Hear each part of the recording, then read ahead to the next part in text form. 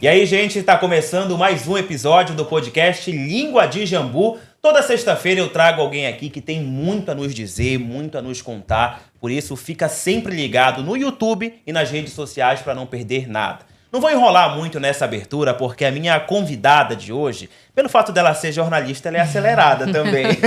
Nós somos acelerados. Trisha Guimarães, jornalista, criadora do perfil A Casa Como Ela É. Hoje, trabalhando somente com A Casa Como Ela É hoje, Trisha? Também, não só com A Casa Como Ela É, mas com outros projetos que tem a ver com A Casa Como Ela É. Muito obrigado por ter vindo, viu? Obrigado por abrir um espaço na sua agenda aí, é um prazer te ter aqui. Eu vou contar depois um papo que eu tive com a Trisha lá em 2016. Tenho até medo. Trisha, antes da gente começar a falar um pouquinho do A Casa Como Ela É, de entrar na tua carreira, explica pra quem tá em casa, até pra quem não conhece talvez o seu trabalho ainda, o que define, o que é o A Casa Como Ela É? A Casa Como Ela É um perfil no Instagram que eu criei em 2017 pra gente se reconhecer enquanto casa, né? Quando eu fui montar meu apartamento, eu precisava de referências nossas, quando a gente, enfim, casa e vai fazer mesa posta e tal, e eu não me reconhecia nas coisas que eu via no Instagram. Então, A Casa Como Ela É surgiu mesmo dessa necessidade, sei lá, um pintor. Qual é a tinta que eu uso na minha casa? Que o nosso clima é super úmido, chove sempre, o mofo é o rei, às vezes, da casa, né? Então, eu criei esse perfil para dividir com as pessoas mesmo esse dia a dia de uma mulher que está montando seu apartamento e tem todas essas angústias e delícias de montar esse apartamento e uma casa com identidade paraense, nortista, sabe? Então, foi assim que surgiu. E depois virou um negócio. Mas antes de virar esse negócio, bora falar um pouquinho da Trisha, jornalista, porque foram quantos anos atuando diretamente com jornalismo? Igual a pergunta de prova. Eu acho que, sei lá, foram uns 20 anos. Caramba. Eu comecei muito, muito jovem mesmo. Eu comecei muito cedo. Comecei aqui na casa. Fiz TV Unama. Alguém é da época do TV Unama? Eu fiz TV Unama. Da TV Unama vim pra cá, pro SBT Esporte, né? Na época com Edson Matoso, Pedro Paulo Blanco. Fiquei aqui. Depois eu fui pro Jornal do SBT com a Úrsula. Depois daqui eu fiz... Eu só não trabalhei na Record, gente. Aí depois eu fiz TV Cultura, RBA e Liberal. Como é que foi, Trisha? Como é que era a Trisha como jornalista? Porque eu lembro de ti enquanto repórter, já aqui no SBT, quando tu passou por freela, tu veio como editora. Mas eu lembro de como repórter. Mas eu já tinha meio que largado, já tava com A Casa Como Ela Sim. É. Na época eu era muito amiga da Nara amiga, eu preciso de uma editora. E a Eliana Amaral também estava aqui na época, precisava de uma editora. E aí eu falei, gente, do lado da minha casa, super tranquila, eu vou. E aí foi muito legal a experiência aqui. Então já foi um resquício. A mesma coisa quando eu trabalhei no meio de campo da TV Cultura. Eu já estava com A Casa Como Ela É, com outras coisas. Era só um gostinho, vamos relembrar. Um prazo curto, tem período para começar, data para começar e data para terminar. Então eu fazia essas coisas. Ficou mais espaçado. Eu não me vejo mais dentro de uma redação. Mas tudo pode mudar, a gente nunca sabe, né? Sim. As propostas que podem acontecer. E eu acho que hoje eu prezo muito pela minha liberdade. Então, se eu voltar para o jornalismo de fato, eu acho que tem que ser alguma coisa que seja livre para criar. Que te permita Que me permita, eu acho. O papo que eu falei pra vocês que ia contar da Trisha, em 2016, quando eu entrei aqui no SBT, eu não era nem estagiário ainda, Trisha. Não eras estagiário? Não, eu era jovem aprendiz. Igual. E aí eu já gostava, já admirava o jornalismo e tal, enquanto profissão, e fui meio que... Ai, meu Deus, o que eu falo, gente? Não. Aí eu comecei a conversar com a galera, disse que eu queria fazer, comecei a entender um pouco da dinâmica, e foi o período que tu fez freela aqui. E aí eu tava conversando com a Nara, e a Nara, vem cá, Trisha, olha. Aí tu falaste também, não, tu tens que te destacar, tu não pode ser só mais um. A gente sempre, em qualquer coisa, eu lembro bemzinho que tu disse assim, qualquer coisa que a gente faça, a gente tem que fazer diferente. E aí eu lembro que uma coisa que a Nara trouxe dessa conversa foi dos teus materiais sobre o Círio de Nazaré, enquanto repórter na Liberal. O que aconteceu? Quando eu cheguei lá, eu sempre gostei de matéria de comportamento. Embora na época, quando eu não era jornalista, eu não sabia que o nome era matéria de comportamento. Mas eu sempre gostei. Por isso que eu gostava muito de esporte, porque esporte não é sobre o jogo, é sobre aquelas pessoas que estão assistindo aquele jogo. Eu sempre gostei de matéria de comportamento. Quando eu cheguei na TV Liberal, e aí eu fui para uma primeira entrevista com a Simone Amaro, que na época era chefe de redação, E ela falou assim, mas o que tu gostas de fazer? Olha, eu falei, eu gosto de fazer matéria de comportamento. Ela, porque assim, a gente não tinha um perfil de jornalista com matéria de comportamento. E quando você vai fazer uma matéria de comportamento, é isso aqui pra você ficar caricato, piegas, né? Tem que ter um olhar muito sensível. Mas era o que eu sempre gostei de fazer. Então eu acho que eu me destaquei no esporte por conta disso. E as matérias do Círio são exatamente essas. Eu gosto de contar essa história porque, assim, quando eu entrei na TV Liberal, o repórter que tinha entrado por último na emissora era o que fazia a matéria de comportamento de Círio. Porque isso era tipo não era um prêmio. É igual o repórter que entra na emissora. Gente, não sei se vocês sabem disso, mas o repórter que entra na emissora, ele vai trabalhar nos feriados, ele vai trabalhar domingo à tarde, porque ele entrou por último, né? Faz parte desse processo de aprendizado, de entender as pautas, entender como funciona ali todo o jornalismo. Então, é super natural. Então, a matéria... Então, normalmente, quem fazia essa matéria era a repórter do esporte. Era Helena Brito, Ciane Neno. Normalmente, quem fazia essa matéria, que era a matéria especial de Círio, era a galera do esporte. Que é o VT geral, que a gente chama, que era, né? O VT geral, era o VT de comportamento e tal. E aí, eu fui chamada para fazer essa matéria. Eu queria fazer essa matéria, na verdade, acho que eu pedi para eu fazer essa matéria. E eu fui fazer a matéria. E aí, eu achei, foi muito novo para mim, porque eu morei a minha vida inteira muito ali na Nazaré com a Cezedelo, ali no Manuel Pinto, que é um camarote pro Círio. Então, eu vi aquele Círio acontecendo na minha vida, assim, todos os anos, toda aquela preparação. Eu via o Círio... Então, era muito latente, eu conhecia muito do Círio sob o olhar de quem tá indo pro Círio, não o olhar jornalístico. E aí eu lembro que a gente tinha que chegar na emissora 3 horas da manhã. Eu achei tudo isso máximo. Não foi um problema pra mim fazer essa matéria. Eu achei isso máximo. Gente, eu vou chegar 3 da manhã pra trabalhar no Círio. Eu achei isso máximo. Eu lembro que na época eu tinha um iPod e eu fiz uma playlist com músicas de Círio. Pra eu já ir naquele clima. Eu pesquisei, eu falei, que tema eu vou usar pra esse Círio? Então, eu pesquisei um tema antes. Não sei se alguém já tinha feito isso, né? Mas eu fiz isso. E conversei com o meu repórter, que já era 58ª matéria de Círio dele. Então, também não era muito diferente pra ele. Era mais um Círio. E eu vinha com aquela vontade, né? E foi uma matéria muito legal, que eu fiz uma analogia literal com o Natal dos paraenses, né? Eu me lembro que eu falava assim, que no Natal de Belém as pessoas não têm carta, elas estendem a mão... Né, que aqui nevava, sei lá, eu fazia umas metáforas dessa assim, e foi um vídeo muito legal. E aí eu me lembro que quem apresentava o JL1 nesse ano era o Kenzo e a Laís. E aí o Kenzo me chamou, nós éramos as 2 últimas contratações da emissora recentes, então a gente era muito parceiro, assim. E aí o Kenzo me falou, olha, a Laís, que já é uma sumidade hoje no jornalismo, ela falou assim, gostou da tua matéria. Ela gostou do teu texto. Tipo assim, como se estivesse validando aquilo, né? E aquilo foi muito importante pra mim. E aí, a partir dos outros anos, eu ganhei não só liberdade para trabalhar as matérias do Círio, mas como escolher a equipe que eu ia trabalhar no Círio. E eu tinha liberdade. Nos últimos anos, eu já levava o material para minha casa, eu decupava no meu computador de casa. Porque como era que funcionava? Eu ia para casa, terminava de trabalhar no Círio, sei lá, umas 2 horas da tarde, de trabalhar de gravar sonora, chegar na emissora, dar aquele respiro. Eu não conseguia escrever a matéria ali naquele calor da emoção. Eu precisava ir para casa, almoçar com a minha família, ritualizar, descansar. Eu começava a escrever a matéria de Círio, sei lá, 1 hora da manhã de domingo para segunda. Caramba. Era mais ou menos ali. Aí eu chegava na emissora no outro dia, sei lá, 7 da manhã. Aí passava o meu texto sempre com o João Jadson. Falei, vem ver esse texto. Ou com o João Jadson, ou com alguém. E aí a gente começava a editar 8 da manhã. Então, no final, eu também já editava o meu material. Então, a gente tinha matérias de 5, 6 minutos. Eu tive matéria de 7 minutos e 30 do JL1. O que é, gente, é quebrar um protocolo. É quebrar aquela maneira do que aquele jornalismo é feito, né? Aí vieram alguns prêmios, veio o reconhecimento. As pessoas me reconhecem muito. É muito louco isso. Por essas matérias de Círio. Eu comecei a escolher tema. Cada matéria tem um tema. Então, eu comecei a me dedicar, não me dedicar, mas eu comecei a fazer com muito mais vontade do que eu já tinha feito. E acho que teve bem reconhecimento. Então, no final de tudo, tu acabava participando de todos os processos. Eu fazia tudo. Eu já editava o meu material. Tu acha que isso era diferencial pra ti? Eu acho que era muito legal. Porque eu sabia o que ele tinha falado. Eu lembrava daquela sonora que eu falava que talvez o editor pegasse logo o primeiro trecho pra colocar exatamente, mas aí, quando você vê a matéria pronta, dá pra trocar. E aí, no final, que já tá no final, pro jornal entrar no ar, tu ainda quer colocar um BG, ainda quer fazer um detalhe no pós-edição. Então, acho que isso foi muito legal.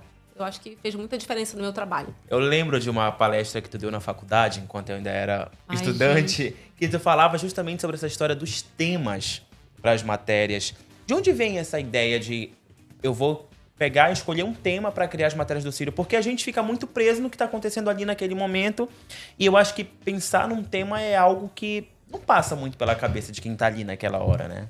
É engraçado que pra mim é tão óbvio isso, muito louco isso, né? Essa percepção. Diferencial, Eu tinha pavor que a minha matéria fosse. A imagem da Basílica saiu às 7 da manhã, ao longo do trajeto, fiéis se emocionaram. Meu Deus, eu falei, gente, eu nunca quero fazer um off desse jeito.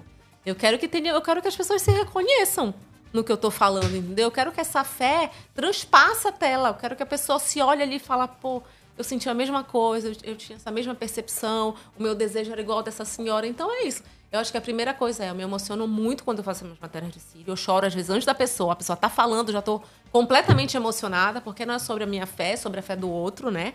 Então, já estava super emocionada. E eu comecei a pensar em temas, porque com esses temas eu conseguia fazer analogias mais gostosas. E essas analogias, essas metáforas, elas chegavam, elas tocavam mais as pessoas. Então, eu tinha toda essa preocupação. Então, teve uma vez que eu fui ver uma peça do Lúcio Mauro Filho. Era o Lúcio Mauro pai e o Lúcio Mauro filho. E no final ele recitava o monólogo das mãos. Ele falava que a mesma mão que eu coloco um bebê no mundo é a mesma mão que eu mato. Né? A importância das mãos ali. E, cara, Círio tem tudo a ver com as mãos. Tudo a gente faz com a mão no Círio.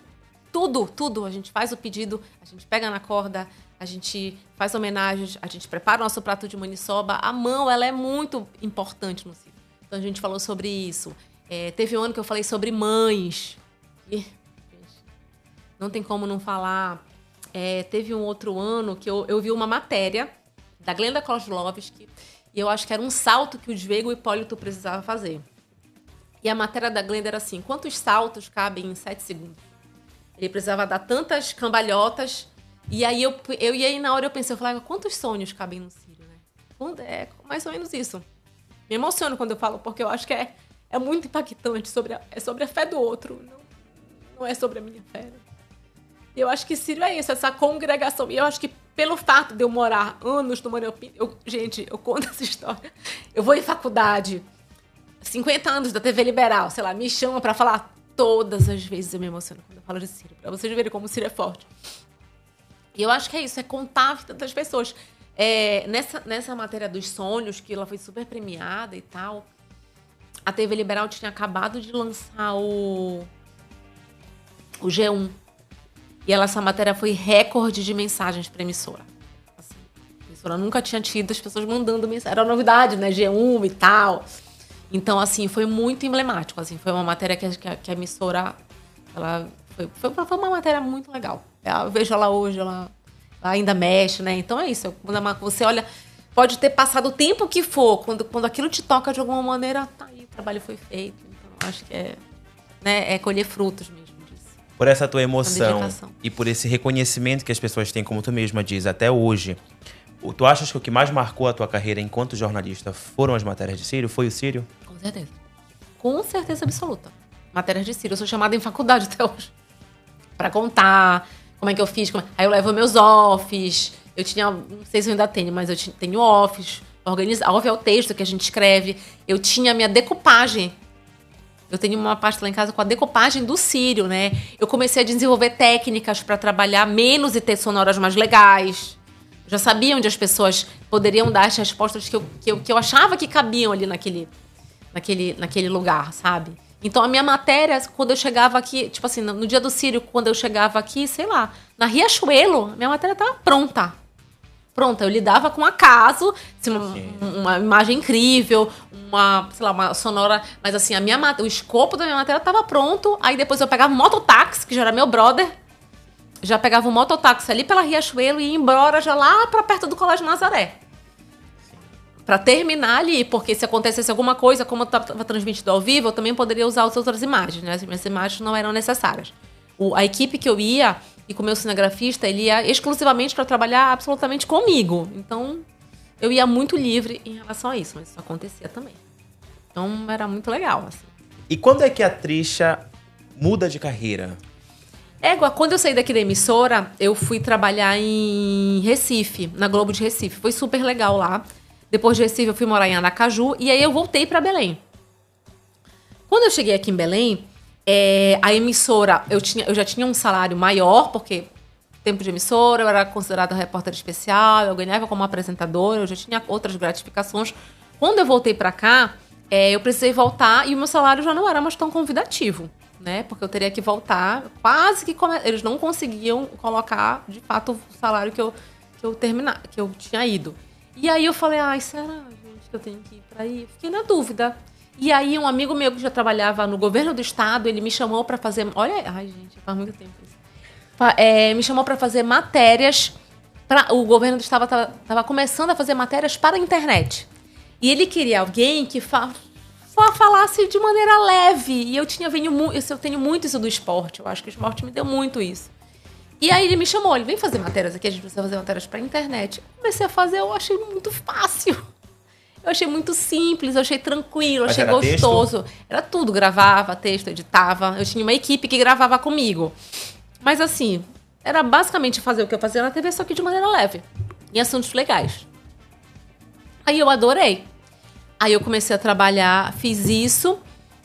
Depois, aí o pulo do gato foi quando eu fui convidada pela Léo Moreira, que é uma incorporadora daqui, a maior do norte, né?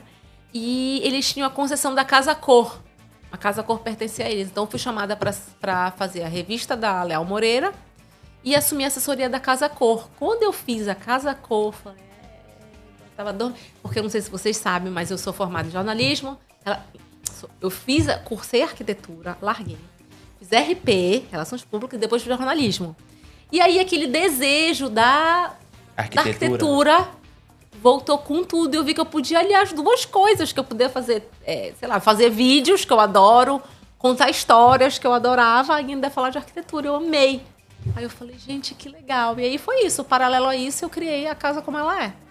Era justamente isso que era uma dúvida minha. Eu acho que pode ser até uma dúvida dos teus seguidores também, os mais recentes. Se tu já gostava ou se foi algo que tu vistes ali, uma oportunidade. Então, tu já... eu fiz na época CE, gente. Eu fiz CE. Eu estudei no Marista e fiz CE. E aí eu fiz arquitetura. Só que eu larguei porque eu realmente não sabia desenhar uma porta. Era uma tragédia, assim. Eu gostava das minhas aulas de história da arquitetura e urbanismo. História do não sei o quê. Tudo que era teórico eu amava. Mas tudo que era prático, minha aula de conforto ambiental era uma tragédia. Então, assim, eu falei, gente, será que isso não é pra mim? Eu vou passar fome, né? Isso não é pra mim, assim. Eu fazia primeiro a maquete pra depois desenhar o meu pai. Gente, qual é o arquiteto que vai primeiro construir o prédio pra depois vender a planta? Não existe isso, né? E aí eu falei, gente, não é pra mim. Aí eu larguei a arquitetura e sabia que eu era de CH. Eu falei, gente, como é que eu fiz CE? Eu não sei somar 2 mais 2. E aí eu fui pra CH e fiz comunicação. Na época não tinha jornalismo na universidade particular, aí eu fiz relações públicas. Aí terminou, começou a ter, eu fiz jornalismo. Foi isso, foi assim. Mas eu já estava trabalhando. Quando eu entrei em RP, no meu último ano de RP, eu já fiz TV Unama. Aí depois já fui para a Unama e fiz jornalismo para poder conseguir estagiar nos lugares, né? Era jornalismo. Foi. Então, tu meio que já disse, o perfil começou quando tu tava montando teu apartamento. Montando meu apartamento. Foi paralelo a ser assessora de imprensa da Casa Cor. Meio que foi tudo junto. Comecei na assessoria da Casa Cor em 2015 e o perfil foi criado em 2017. Então, foi uma coisa foi alimentando a outra, sabe? E falar dessa Belém, dessa arquitetura de Belém que as pessoas não conhecem. Eu falo de Raio que o Parta há 8 anos atrás, quando ninguém falava de Raio que o Parta, né? Falar de Lândia, falar dessas pessoas que fizeram essa cidade, olhar com um olhar mais carinhoso para essa cidade também. Eu acho que tem muito disso no perfil, né? E olhar os que é diferente como o nosso grande ponto de atração, como o nosso grande case, não como uma coisa estranha, ruim, sei lá, tomar peixe frito com açaí. É incrível, é maravilhoso. A gente não toma peixe frito do açaí à toa. Tem toda uma história, toda uma ancestralidade atrás disso. Isso não pode ser tratado como olha que ridículo, olha que feio, olha que estranho. Claro que não. Toda uma história atrás disso. Então é olhar o diferente com mais carinho também. E bater no peito e dizer, olha, sim, somos assim. Mas isso tem um motivo, isso tem um porquê, isso tem uma história por trás disso, sabe? Não olhar com olhar caricato, colonizador, sudestino. Acho que tudo isso também faz parte do perfil. Hoje o teu perfil, ele é um perfil estruturado, tu já consegue, como tu mesma disse, tu vive de trabalhos que envolvem... É uma empresa, né, É uma amigo? empresa, né? Deixou de ser só um perfil e virou uma empresa. Mas até virar essa empresa, quais foram os desafios que tu precisou enfrentar? Porque uma mudança de carreira eu acho que nunca é tão fácil, né? Olha, tu sabes que é isso, né? Quando eu apresentava o Globo Esporte, eu aparecia na casa das pessoas todo dia, 12h45, eu tava lá. Quando eu criei o perfil, primeiro que eu não avisei pra ninguém. Eu criei o perfil, não avisei, não contei pra nenhum amigo jornalista. Eu poderia ter feito, ela tá lançando um blog. Eu não falei pra ninguém. Fiz caladinha, 3 horas da manhã, criei o perfil, comecei a postar as fotos. E eu só comecei a fazer story e aparecer no story depois de uns 6 meses. Porque eu tinha vergonha. Eu pensava que as pessoas iam dizer, gente, ela não era jornalista, agora ela é blogueira. Como assim? Ela é blogueira. Entendeu? Eu achava que as pessoas que era demérito. Eu achava que as pessoas iam achar que era demérito. Então eu não contei pra ninguém. Eu fui seguindo a minha vida, o jornalismo ia ali. E eu aqui, eu ia ali. Só que desde a primeira vez que eu fiz uma ação com a marca, tinha um valor ali. Então eu pensei, gente, é isso, eu fiz conta. Se eu fechar tantas marcas, tá tudo bem. E eu fui atrás disso, fui atrás dessas marcas. É claro que eu sou uma pessoa privilegiada, o fato de eu ter sido jornalista de televisão me garante muitos privilégios, eu não me isento deles, tá? Mas eu acho importante ratificar, porque às vezes as pessoas acham que eu sei que outras pessoas que podem ter o mesmo talento que eu, mas que não terem as mesmas oportunidades, talvez não estejam... A mesma visibilidade. A mesma visibilidade que eu, então eu tenho consciência desses meus privilégios. E eu sei mas eu também ralei muito, eu tive muito preconceito das pessoas acharem, gente, que estranho essa menina. Não vou fechar contrato com ela. E tu tu cria o perfil numa época em que a internet ainda não era esse boom que a gente tem hoje, não é isso? Não era tão forte como é hoje. A gente tinha poucas pessoas falando de mesa posta na época. Mesa posta, arquitetura, falando sobre lar. Tinha um nicho eram poucas, era muito fechado. Hoje você já tem até um número maior de pessoas, né? Antes não era blogueira, era meseira. Eram as pessoas que só faziam mesa posta. Então todo dia tinha uma mesa posta. Então tinha isso também. Então eu acho que a gente começou num período que não era tão estendido mesmo. Não era uma profissão, as pessoas não entendiam que você tinha que ter um CNPJ, tem que emitir nota, tem que pagar taxa, por exemplo. Então, eu acho que todo esse processo dessa burocracia de quem sai de uma CLT e vai empreender também é uma jornada, uma roda gigante de emoção, assim, mas é bom. E qual é o maior desafio dessa troca de carreira? Sabes o que eu percebo? Que muitas pessoas que tentam fazer essa troca e não são, tão bem-sucedidas é porque eu acho que as pessoas querem impostar exatamente o que fazem na televisão, na internet. E são veículos completamente diferentes. Eu acho que durante muito tempo a gente encarou a internet como uma inimiga da televisão. Ou você faz TV ou você faz internet. Elas não conseguem coexistir.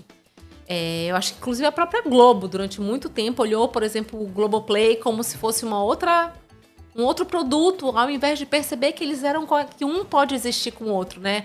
Na televisão, se você liga no SBT, você não pode ligar na outra emissora. Ou você vê o que está passando no SBT, no mesmo horário. Na internet, não. Tá lá, ele tá 1 hora disponível. Story tá um dia inteiro disponível. No Instagram, por exemplo, né? Então eu consigo ver é como se eu conseguisse olhar todas as emissoras. E eu olho a Casa Como Ela é como se fosse o meu canal de televisão. Eu penso dele dessa forma.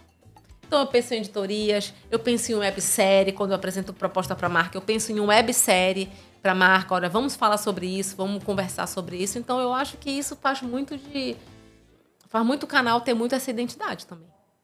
Trisha, e você disse que chegou a fazer arquitetura, mas quando tu decidiu empreender com o perfil, a empresa, a Casa Como Ela é, tu passa também a buscar capacitação, a fazer cursos na área. Eu vejo que tu viaja para participar de algumas feiras.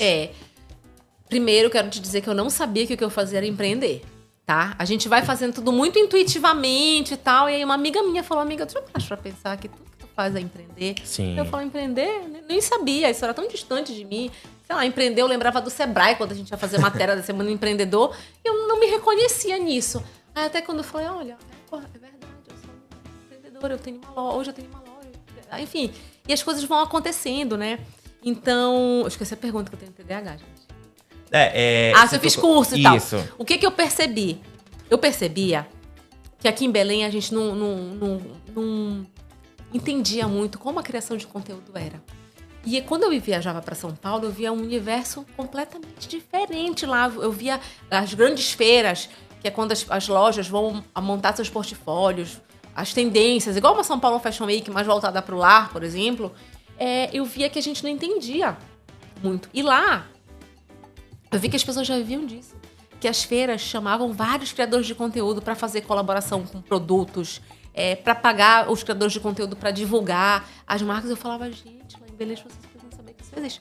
Então eu comecei a ir para as feiras, a investir em mim mesmo, ir para as feiras, chegar a mostrar como acontecem. Então eu faço isso, por exemplo, quando acontece a DW, que é a Semana de Design de São Paulo, quando acontece a SP Arte, quando acontece as feiras, sei lá, a BUP, a Becasa, que são as grandes feiras, eu acho que também é nosso papel divulgar e dizer, olha o que existe.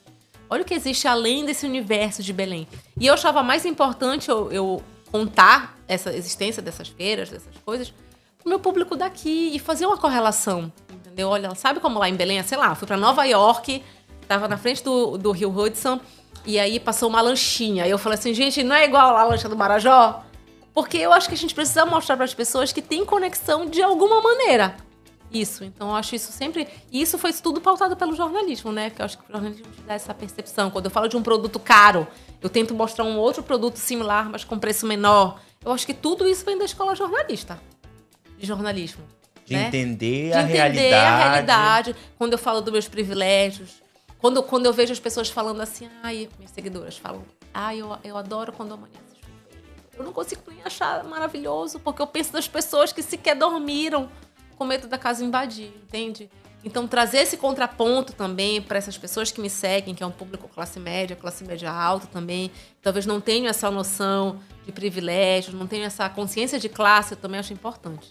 Mas eu vejo que na tua casa, tu quem escolhe tudo. Tu fazes aqueles estudos de cores, Amigo, tudo fonte da minha cabeça, eu não faço estudo de nada.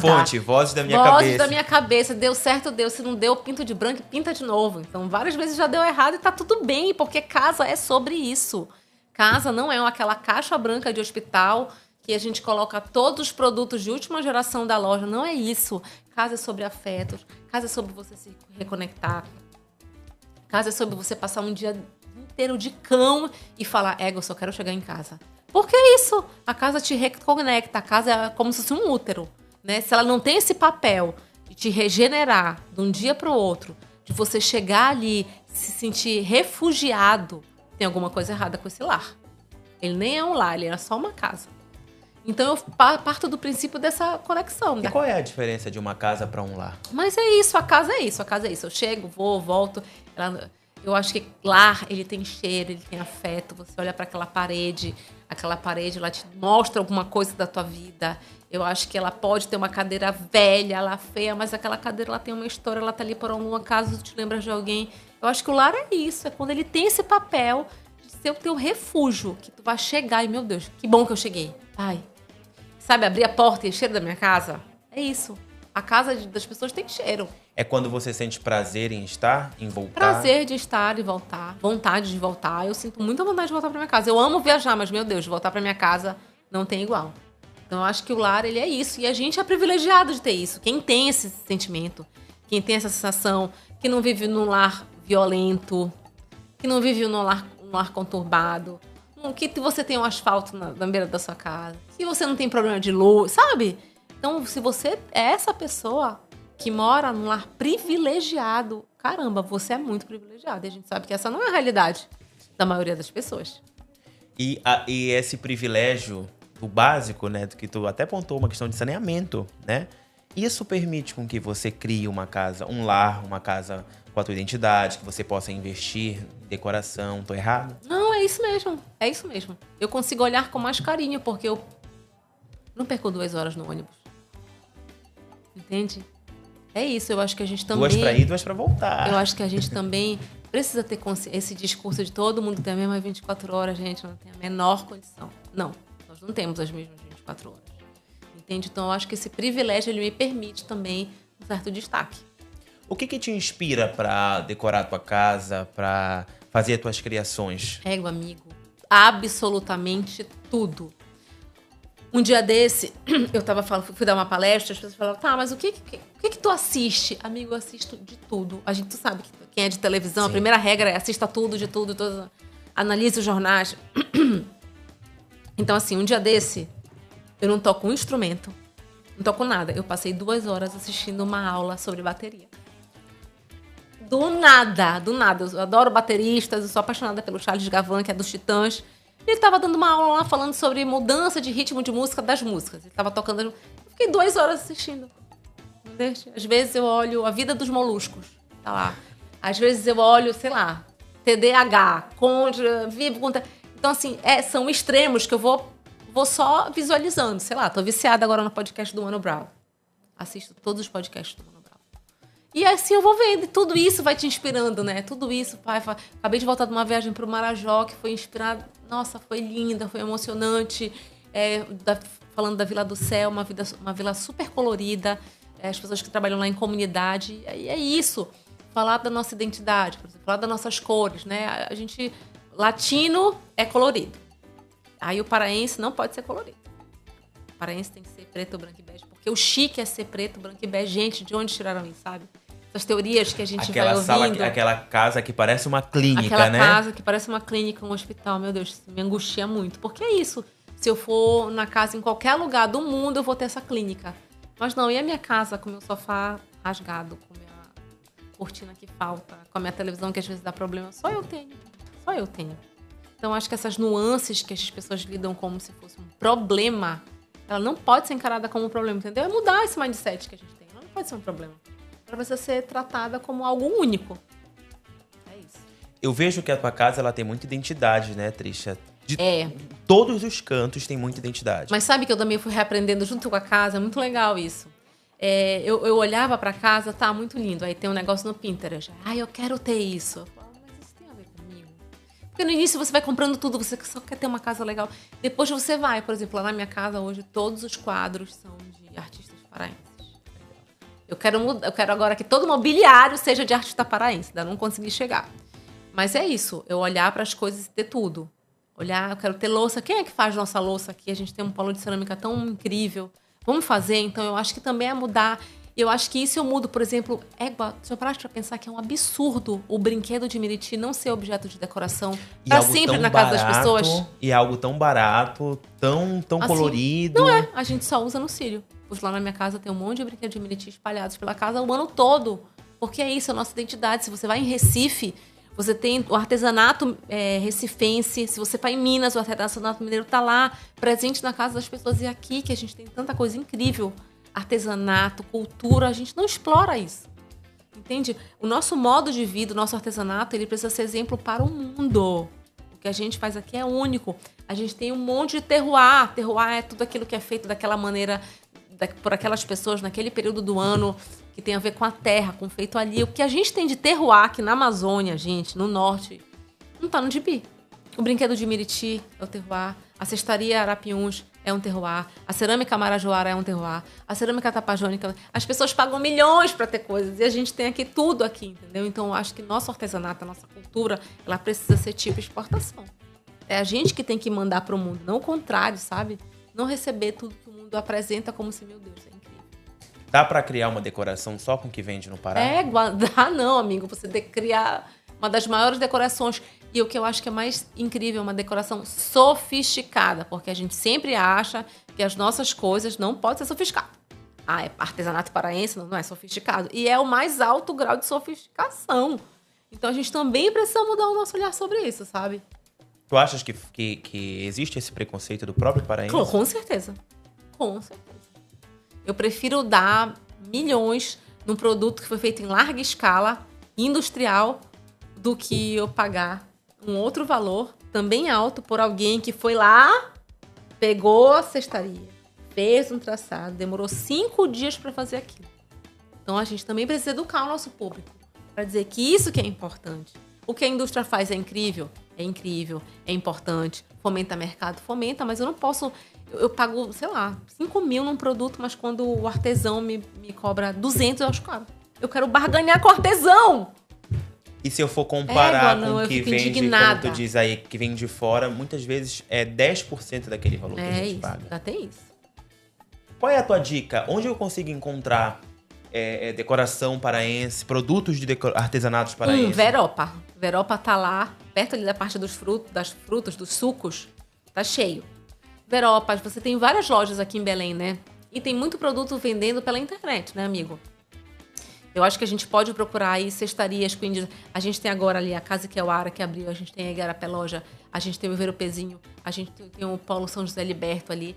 Tudo tem artesanato. A gente tem o Beirando, que faz uma curadoria muito legal de produtos. Quer dizer, eu acho que também a gente vive um momento de uma redescoberta de quem são os artistas. Quem são as pessoas que fazem isso? Isso também é importante, né? Procurar as pessoas e pagar para essas pessoas. Olha, eu quero.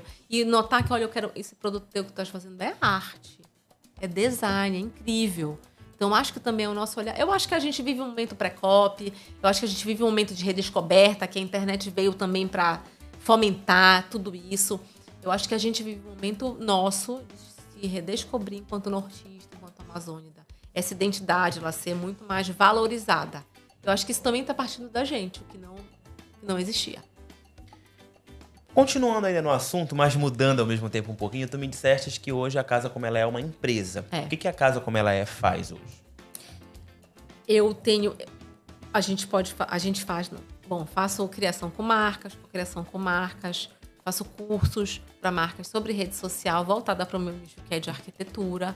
Eu faço curadoria para as lojas também. E eu tenho outros 2 sócios, que a gente tem um projeto chamado Chuva das 4, que a gente faz duas ações na Chuva das 4, que é uma filha da Casa Como Ela, a gente fala que é co-irmã.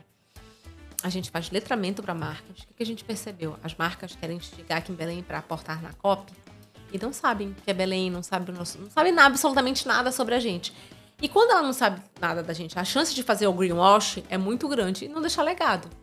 Então a gente pega a marca e faz uma imersão aqui em Belém.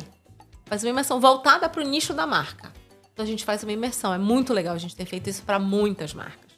E a outra coisa é que a gente tem a Casa Pará. A Casa Pará é uma casa, literalmente, que a gente monta em vários lugares do Brasil com um pouquinho do que a gente tem de melhor. Então a gente chama designers, a gente chama artistas, a gente chama música, e a gente vai letrar essas pessoas de uma maneira muito lúdica, através da arte, através da cultura. Então é muito legal. A gente vai ter uma edição na COP, a gente vai ter uma edição novamente na Semana Criativa de Tiradentes. Então a gente está fomentando, falar de Belém dessa maneira lúdica e letrando, né? Porque às vezes quando você chega, não é assim, tem que ser impondo, você tem muita resistência. Mas quando você fala de forma lúdica e explica por que o Meriti, a importância do Meriti, porque a gente não pode comparar o Meriti com o isopor, entendeu? Apesar da gramatura ser a mesma, poxa, a gente está falando de um isopor, um produto completamente industrializado, que polui. E o Meriti não, ele é aquele autossustentável, né? Então, não precisa derrubar a palmeira. Não precisa derrubar a palmeira, se produz tudo. Então, assim, eu acho que a gente... É isso. Acho que a gente... Não sei, eu sou muito apaixonada por essa cidade. Eu acho que tudo que a gente faz aqui é muito único, é muito potente, sabe? Eu acho que é lindo ver esse momento da nossa redescoberta, sabe? Já pontuou 2 vezes essa questão da COP, essa questão desse novo momento. O que é esse momento pra ti? Como é que tu enxerga esse momento, Trisha? Eu acho que, assim como grandes cidades que vão receber grandes eventos, você tem todas as mazelas desses grandes eventos. Você tem as distopias, você tem quem vai cobrar muito caro, quem não vai saber cobrar e quem vai cobrar muito barato. Você tem aquelas pessoas que vão surfar na crista da onda, nunca falaram sobre um assunto e agora vão falar porque é COP, tá todo mundo falando. Mas é inegável que a cidade vive um momento de efervescência. Eu vou te fazer uma pergunta. Tu sabias onde era Baku? Não. Tu tinha ouvido falar? Ninguém nunca tinha ouvido falar de Baku. Vai ser a mesma coisa. Pessoas que nunca ouviram falar de Belém vão falar de Belém. Então a cidade vai passar a existir para muita gente. Então é inegável. Eu sou uma otimista em relação à COP. Eu sei, mais do que a gente, eu sempre digo, ninguém mais do que a gente sabe de todas as mazelas dessa cidade. Todos nós. Jornalista, então, sabe de tudo. Porém, a gente não pode deixar com que isso vire um trunfo, o único... Belém. Gente, já teve COP no Egito. Vocês já foram para o Egito? O Egito tem vários problemas. E a COP existe. E as coisas acontecem. E os eventos acontecem. Então a gente não pode deixar com que isso, ai meu Deus, não tem infraestrutura. A gente teve Cópia no Egito. Dá um Google lá sobre turismo. Dê um Google o lado no B Egito. do turismo no Egito. Eu não estou dizendo que o Egito não tem. O Egito é maravilhoso. Incrível, inclusive arquitetonicamente, todo arquiteto estuda Egito. Mas é uma cidade também com todas as mazelas que a gente tem. Baku também é uma cidade com várias mazelas também, várias questões. E a cópia aconteceu. Então a gente não pode pegar e achar só porque é Belém não vai acontecer. Eu acho que isso é um discurso colonizador, sabe? De quem vem de cima, que olha com aquele olhar caricato, como se a gente fosse incapaz de sediar um evento. A gente recebe no Círio 2,5 milhões de pessoas, gente. Mas por que tu achas que só porque é Belém a gente recebe tanto haters, já falando dessa linguagem porque a gente sempre foi excluído de toda essa sociedade. Do Brasil, né? A gente foi excluído do Brasil durante muito tempo. A gente ainda é excluído. Como se a gente não fizesse parte dessa nação. Já dizia Mosaico de Ravenna lá pelos anos 80. Então, eu acho que a gente vive tudo isso. É sempre olhar com descrédito. É sempre, será que eles são capazes? Eu acho que tem todas essas narrativas, né? E que muita gente daqui mesmo acredita nisso. Eu sou uma pessoa que eu não acredito nisso. Eu acho que eu sou absolutamente capaz. Eu acho que quando colocam a gente pra fazer a coisa, a gente ainda faz melhor. Dizer que esse preconceito não existe é mentira. Não, claro que ele existe. Ele existe latente. E tá aqui, olha, sabe? É muito forte. É uma xenofobia. O que tu achas que vai ficar de legado? Muito se fala de legado pra COP. Na tua opinião, o que tu acha que vai ficar de legado pra COP? Olha, eu queria muito que as obras que sejam de fato, sabe, entregues. Eu acho importante. Terminar de macrodenagem. Gente, eu acho que eu era criança, eu já falava da macrodenagem, né? Poxa, será que a gente vai ter essa continuação dessas obras e dar dignidade para essas pessoas? Eu acho que o grande legado é esse. Eu acho que a gente vai ficar com um turismo fortificado. É super natural que 2 anos depois de grandes eventos, Olimpíadas no Rio, Olimpíadas em Paris, depois de 2 anos aquela cidade fique recebendo um fluxo grande de turistas, né? E isso gera valor na economia. Paris está aí, a Disney está aí para falar dessa injeção de economia. A gente tem grandes exemplos aí. Então eu acho que tudo isso é legado. E fora as pequenas coisas que vão se formando a partir disso, né?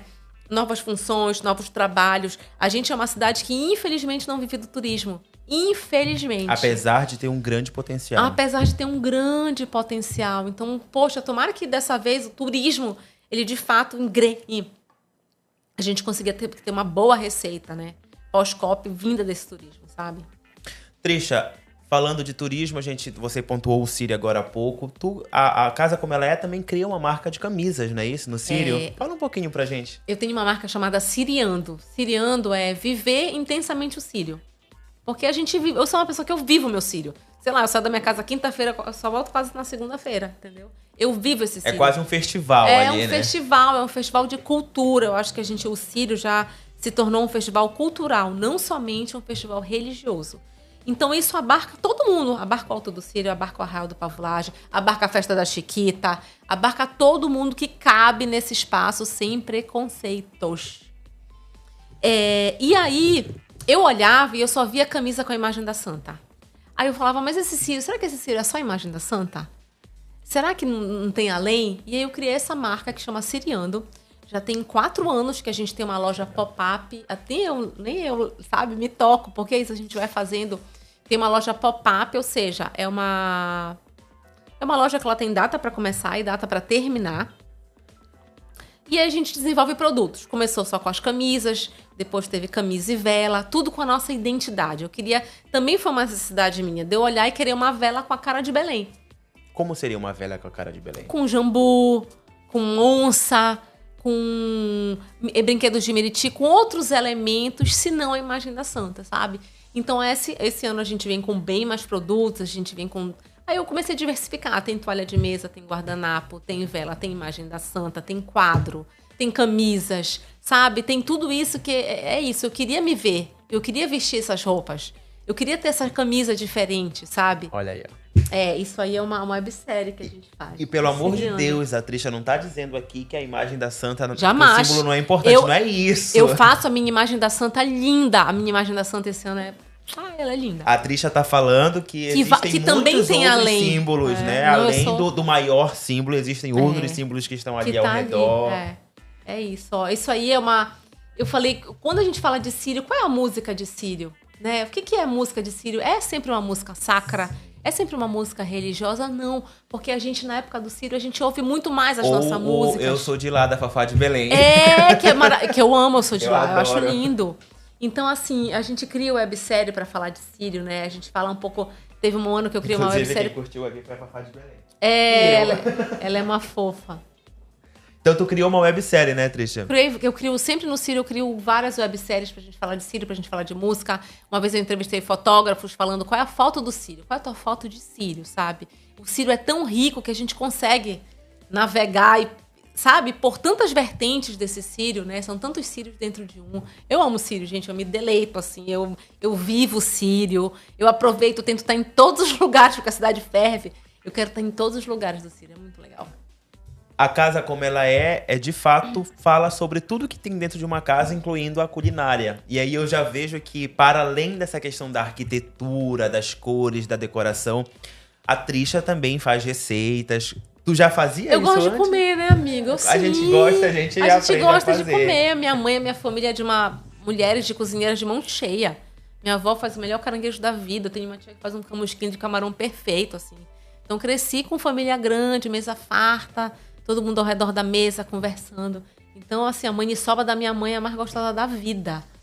Então, eu gosto de cozinhar, eu gosto dessa parte. Acho que a mesa conecta, sabe? Eu gosto. De fato, aquela história de que, pode parecer clichê, mas de que quando você cozinha com amor fica mais gostoso. E muito. Fica, né? Aí melhor do que tu jogar tudo na panela, experimenta jogar tudo na panela, experimenta fazer com carinho. E alimento é afeto, né, amigo? É onde aquilo te remete, tu pode estar lá no fim do mundo. Tu sente um cheiro de alguma comida tua e tu sai lá de onde tu estiver, no fim do mundo, e volta pro teu lugar de onde tu vieste. Então, assim, a comida tem esse fator, né? Essa condição. Então, mas a gente que tem a culinária mais incrível, a melhor culinária do mundo, a mais incrível do Brasil, a mais original, a mais ancestral. Como a gente não se envaidece com isso? Impossível. Tem que se envaidecer e tem que ratificar, sabe? Tirar também aquela coisa de achar que a nossa comida é uma comida marginalizada também. Ao contrário, ela é incrível, sabe?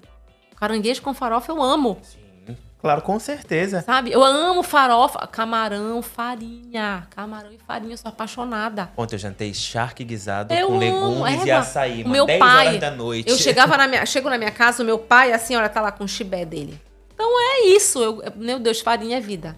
Trisha, recente, semana passada, eu acho, tu postou um vídeo com o Zeca cozinhando. Como é que surge essa amizade de vocês? Eu lembro que tu disse assim, eu jamais imaginei que o Zeca estaria na minha casa. Porque uma coisa é você conhecer a pessoa, ter um afeto pela pessoa, desenvolver uma... A gente se conheceu em 2021, coincidentemente, quando eu fui fazer um Publicom em Santarém, pelo governo do estado, na época, 2017, caso como ela tinha acabado de existir. E em 2021 eu fui convidada, porque acontece isso também. Às vezes as marcas me convidam, falam assim: olha, eu quero que tu cries um roteiro para aquela pessoa, para falar sobre Belém, sem ser essa Belém caricata. Que legal. E eu fui convidada para receber ele, para apresentar Belém. Ele já conhecia Belém, 300 coisas, então eu precisava ser alguém bem fora da curva, que fizesse um programa com ele bem diferente. E aí teve esse ano, 2021, e coincidentemente ele tinha acabado de conhecer um outro amigo meu que tinha feito um projeto com ele sobre Belém, cidade criativa da gastronomia. E aí virou nós três, assim, falar sobre Belém, já visto, né? Juntar dois paraenses com alguém que é doido adora conhecer as coisas. Foi lindo, e a gente desenvolveu, ficou muito amigo. Então toda vez que ele vinha pra cá, ele falava, tô indo pra aí, vocês vêm pra São Paulo? Vocês não sei o quê, sei lá, no carnaval eu fiquei na casa dele no Rio, pô. Entendeu? Aí a gente virou muito de trocar figurinha, de não sei o quê, né? Muito do que a gente não mostra, que não acontece no online, né? Muita coisa no off. E aí, domingo, ele falou, olha, tô saindo da Colômbia e vou pegar um voo para passar o final de semana aí. Tô com saudade de Belém. Do nada. Nesse time. Tá bom, vem que a gente vê o que vai ter. Aí a gente, enfim, faz as coisas que a gente gosta de fazer. E ele falou assim, ele falou que queria cozinhar para vocês. Aí a gente, bora lá na tua casa. Bora, e foi assim. Bora lá, tá, vou. Foi aquele vídeo super legal. Ele cozinhando um camarão maravilhoso. E aí, para ser exagerado, tinha muito camarão, porque a gente também não vem pra ser, não vou botar 3 camarões. Até porque o camarão no arroz some. Ainda tem isso. Era um camarão lindo. Então, assim, foi muito legal. Foi aquele almoço que começou 2 da tarde e terminou 9 da noite, sabe? Que é isso, que é conectar, que é conversar, é contar história. E ele é maravilhoso. Cara, o Zeca tem 62 anos e parece que ele tem 15, Cheio de sabe? energia, né? Que é uma vitalidade, que é um desejo pela vida, um tesão pela vida, que toda vez que eu tô com ele eu falo, é lindo te ver. Porque se tu chegares pra contar uma pequena história pra ele sobre Belém, que ele ainda não conhece, ele, o quê? Era isso? Não, sabe? É muito legal isso, você ter essas pessoas que também olham pra ti com um olhar que não é caricato, Sim. que tem esse desejo de vida mesmo, é muito legal. Que bacana. Mudando um pouquinho de assunto, Trisha, eu não lembro quando, mas eu vi eu vi um depoimento teu sobre o fato de não querer ser mãe. Tu ainda sofre preconceito por isso? Alguém ainda te julga por isso? Eu talvez sim, mas não é uma coisa que me, sei lá, me ofenda ou que chegue até mim de uma maneira ruim. Eu acho que a gente vive numa sociedade que é crescer, reproduzir, ter filhos, o teu trabalho seria um coadjuvante, ser mãe. Quando você diz que você não quer ser mãe, você inverte essa lógica, óbvia, né? E assim, minha mãe pediu pra eu repensar. Eu falei, mas não é sobre repensar, entende? É sobre desejos mesmo. Eu sou uma excelente tia. Eu tenho muita convicção disso, mas eu não tenho desejo de ser mãe. Eu não vim com esse desejo. Eu acho que isso não me faz nem mais mulher, nem menos mulher que quer ser mãe. É apenas uma opção diferente, como alguém escolhe ser advogada e a outra escolhe ser médica. Entende? É só uma outra escolha de vida diferente. E tá tudo bem. E tá tudo ótimo. Eu tô ótima. Tá certo. E tá feliz. Melhor do que muitas vezes a gente vê que tem gente que não tem paciência, que não dá amor pro filho. Pra que Amigo, colocar ser uma mãe criança? também é difícil. Pois é, eu imagino, mas Você tem todos os perrengues, Pois é. eu me solidarizo com todas as mães. isso talvez possa ter feito com Mas que você é não isso, quisesse. é querer ser mãe por um desejo humano, meu. Às vezes as pessoas são mães pelo esposo, é o sonho do marido, é o sonho do filho, é o sonho da avó, né? Eu não sucumbi a nenhum desses sonhos, eu sou muito feliz. Nós já falamos 50 minutos. Cara, muito rápido, aí, né? A gente vai batendo papo. Trisha, a gente tá finalizando. Eu queria que tu me dissesse qual é a tua dica pra quem quer mudar de carreira, pra quem cansou de fazer o que já faz há muitos anos. E o que tu poderia dizer? Qual é a dica? Qual é o conselho? É que eu acho que nunca é tarde pra gente recomeçar. Eu sei que é clichê, é piegas. Eu acho assim. Eu fui muito na intuição. Então, eu acho que não tem uma fórmula certa, sabe? Eu sou canceriana, então eu sou muito intuitiva. Eu vou muito mais pela minha intuição do que, às vezes, até pela minha experiência de isso aqui não deu certo, mas sei lá. Então, eu uso muito a minha intuição. Eu acho que tem que ter isso. Eu acho que também eu tinha uma rede de apoio também. Se tudo desse errado, eu tinha pra onde voltar. E eu sei que nem todo mundo tem isso. Eu acho que isso é importante, sabe? Mas é isso. Eu acho que é seguir sua intuição e também estudar, se dedicar. Porque, assim, no mundo que tá todo mundo fazendo meio que tudo, como é que tu vai... como é que tu vai chamar a atenção e se te diferenciar no mercado? Então, eu acho que isso precisa ter dedicação, precisa ter prazer no que você faz. Se você não tem prazer no que você faz, esquece. Fecha a mala, muda de rota. Precisa ter prazer. Eu tenho prazer no que eu faço. Tenho muito prazer no que eu faço. Se não tiver, esquece. Entende?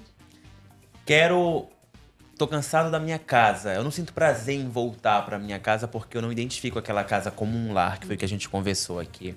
Como é que eu transformo essa casa num lar? Tinta é coisa hoje mais barata. É mais barato que você comprar uma cama, mais barato do que, sei lá.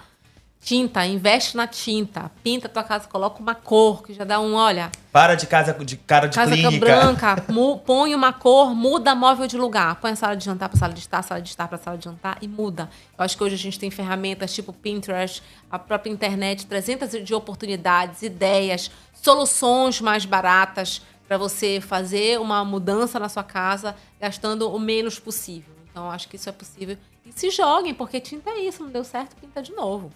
Sabe? Eu acho que mais cor, por favor, já diria a Thalita Carvalho. Se eu quero ir além da tinta, eu quero comprar objetos de decoração, o que eu devo me atentar? Eu lembro que tu disseste que às vezes a gente só vai comprando porque tá na moda. Olha, eu acho que é o seguinte, invista em abajures. Luz amarela, pelo amor de Deus, esqueçam luz branca na casa. Luz branca, a não ser que você tenha, por exemplo, idosos em casa, é super a favor das luzes brancas. Mas se vocês têm crianças neurotípicas, invista em luz amarela. Quando você chega em casa, a luzinha amarela do abajur, ela dá um conforto, ela faz isso. Então, invista em abajures, invista em quadros. Às vezes, não é comprar um quadro caro. Pega um paninho que foi bordado pela tua avó e moldura esse quadro. Tira fotos de alguns ambientes que tu gosta. Por exemplo, na minha casa tem muitas fotos minhas que eu tirei. Fui lá no Ver-o-Peso, tirei, mandei imprimir, mandei moldurar e a foto tá lá. Então tudo pode ser quadro. Tem um quadro meu lá na minha casa que era um tecido que era do assento do banco da casa da minha avó. É um cor de vinho assim que eu adoro, que eu fecho o olho, eu lembro da casa dela, o banquinho, a castanheira, sabe? Eu lembro de como era a casa dela. Então, tudo pode se tornar um objeto de decoração, basta você saber como colocar e onde colocar. Aquela decoração precisa ter a minha cara? Precisa ter a ver comigo? Olha, eu acho que sim. Porque a casa diz muito sobre você. Diz muito, inclusive, o momento que você tá. Às vezes a gente vai fazer pequenas reformas na casa das pessoas. Quando eu chego na casa da pessoa, eu sei exatamente o que ela tá passando. Não precisa nem de terapia de nada. Eu sei exatamente o momento que ela tá passando. Porque a casa é impressionante o quanto a casa reflete o que a gente é. É impressionante, gente. É impressionante. Talvez porque a gente acostuma ou na bagunça, ou na desordem, ou naquele caos, ou naquela cor. A gente vai se acostumando. Mas quando alguém entra de fora, e ali 5 segundos eu já entendo. É muito louco isso. Minha casa tá toda cinza, tô doido pra mudar. Ai, não. Bora colocar uma cor. Bora colocar uma cor. Que logo que a gente mudou, eu achava que o cinza era chique. Eu tô doido pra Mas jogar... Mas era, 2012, depois o estilo industrial. Eu tô todo mundo doido pra achava jogar cinza. um verde musgo. Coloca. Com uma mistura de um tom mais terroso. Coloca, verde e rosa super combinam. Tô doido pra dar doida por aí. Se não der certo, eu pinto de novo. É pronto. Isso, coloca. O sofá lá de casa é vermelho. Ah, eu adorei. Sofá vermelho, é? É vermelho. Era de uma tia. Acho que era de uma tia que eu comprei. Ela disse, não, vou trocar. Trocou de casa. A casa ficou muito pequena, o sofá é grande, aquele sofá antigo, com aqueles braços grandes, Sei. assim, é vermelho. Aí eu deixei cinza a parede pra combinar pro sofá destacar. Ah, legal, muito legal, Trisha, é isso. muito obrigado por ter vindo, Beijo, adorei Andrei. o papo, viu, Obrigada, mais uma amigo. vez. Eu acho que é inspirador, né? Você, como tu mesma disse, nunca é tarde pra recomeçar. Por isso que eu quis te convidar pra falar um pouquinho também dessa tua trajetória. Obrigado, Não, obrigada pelo convite, espero que vocês tenham gostado. Beijo. Pega esse link aí, compartilha esse bate-papo com todo mundo e vão lá no Instagram conhecer um pouquinho do trabalho da Trisha. Trisha, quem quiser te contratar pra fazer uma consultoria... Não, a casa como ela é, tem lá o link na bio, vai falar com o meu atendimento. Perfeito, a Trisha vai lá dar uma vida nova pra tua casa, pro teu lar, né, Trisha? É isso, vou. Obrigado, gente, até semana Beijo, que vem. gente. Tchau, tchau. Tchau.